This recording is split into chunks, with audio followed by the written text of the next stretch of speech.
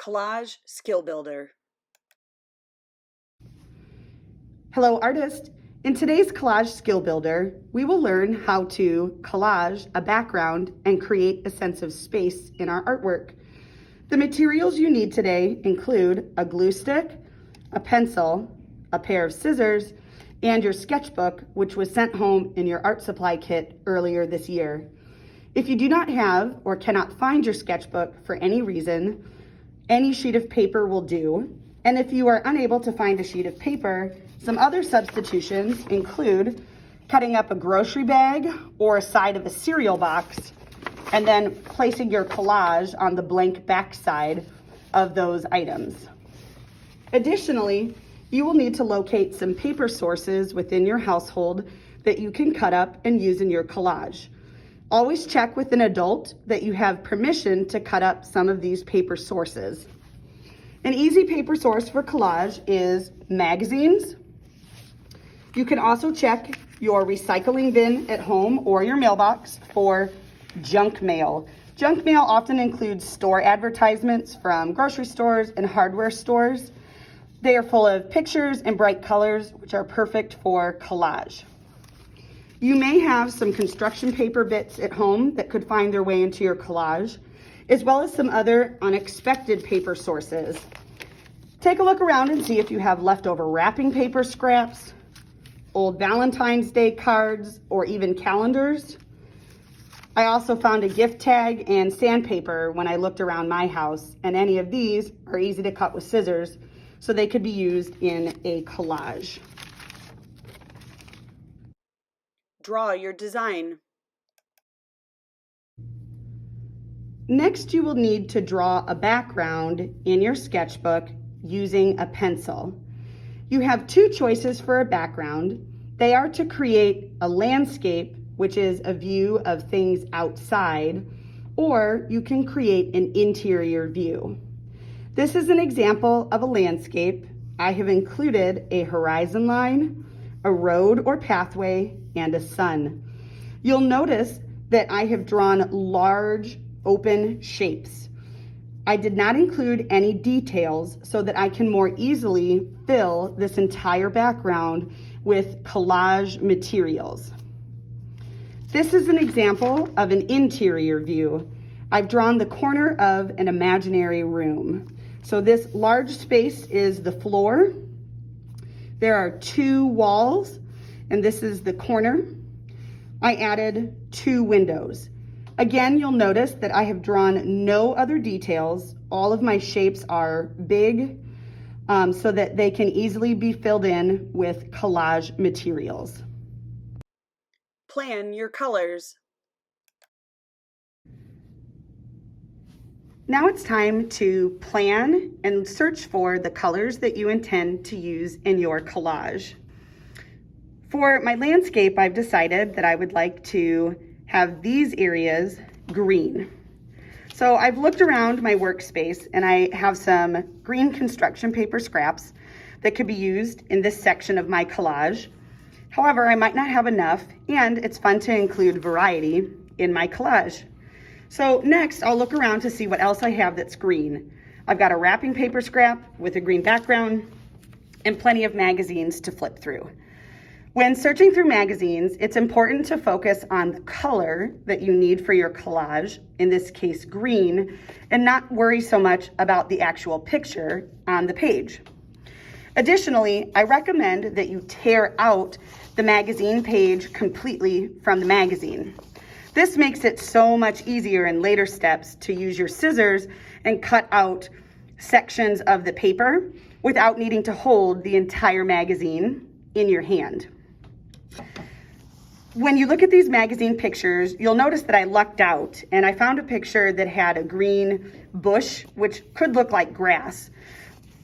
I also found this green plant that's got some red apples. Overall though, the image is green, so I can use this for my grassy areas. And finally, I found a picture that doesn't have grass in it at all. It's a picture of a parrot. However, the color in the majority of this picture is green. So by the time I'm done cutting it apart and rearranging it on my collage, it will create the appearance of grass and an overall color of green. At this point, I'll be speeding up my video so that you can watch me work as I cut out scraps, position them on my paper, and glue them down to fill in these green areas. Cut, arrange, and glue your paper to the background.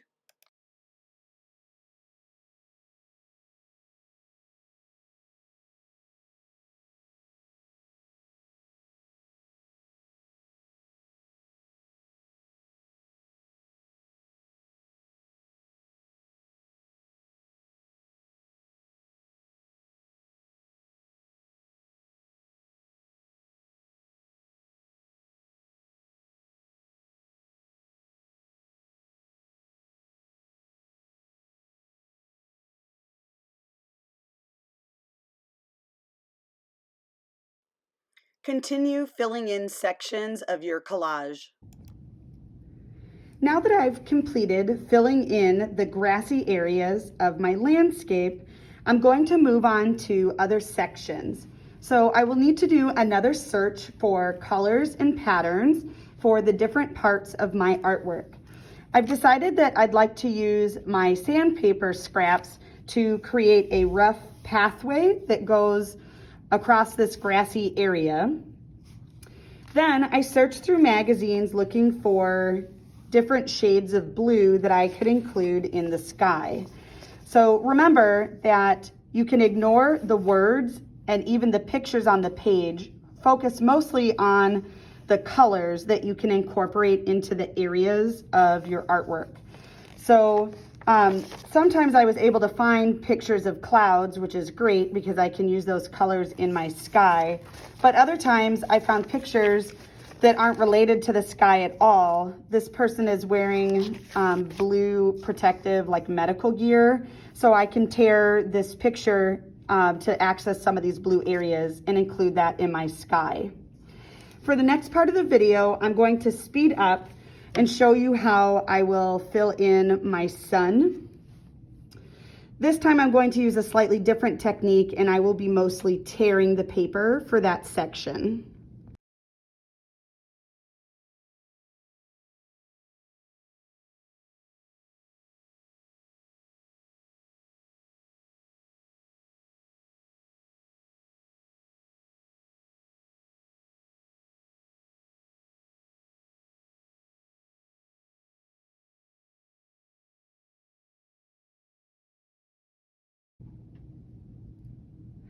Now that I've completed my sun, I'll continue working in this manner to glue down sandpaper for my pathway and include blue sections for my sky. You can view my completed artwork at the end of this video. If you have chosen to do an inside view like this one, you're going to follow the same steps. However, the colors that you're searching for in your paper scraps and in magazines might be different. So I might be looking for a specific color to make the floor of this interior view look like carpet or wood, stone, marble, anything that I envision. I'll choose a color that I would like to place on the wall. And then finally, colors for the window section. Just a reminder that in order to shape your pieces, you can either use a pair of scissors or you can tear them to fit into smaller spaces and follow along with your drawing and tight edges or corners in your artwork.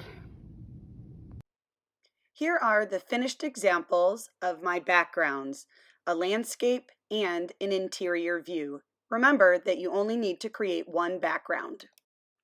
Here is a quick review of the directions. First, gather your materials, then choose colors and patterns, cut, arrange, and glue them into the different sections of your background. Don't forget, you can also tear paper as a strategy.